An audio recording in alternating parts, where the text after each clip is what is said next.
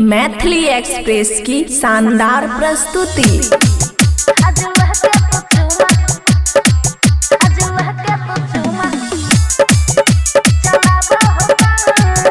खुशी recording studio बलुआहा। कमर में वही तमलनी हवम, कमर में वही तमलनी हवम। आज लेके तू चुमा चलाबा हो कम, आज लेके तू चुमा चलाबा हो कम। कमर में वही तमलनी हवम, आज लेके तू चुमा चलाबा हो कम, आज लेके तू चुमा चलाबा हो कम, आज लेके तू चुमा चलाबा हो कम। डीजे गुड बलुआ आज लेके तू चुमा, आज लेके तू चुमा चलाबा हो कम। खेला राजा होई ना, अख मुंद के हाली सोई ना,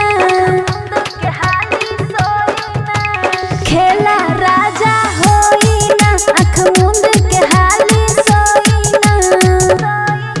कलली हो तनी सा करे दयाराम, कलली हो तनी सा करे दयाराम।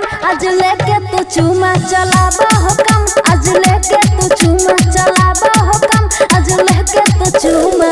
डीजे गुड बलुआ आज लेके तू चुमा, आज लेके तू चुमा चलाबा हो कम।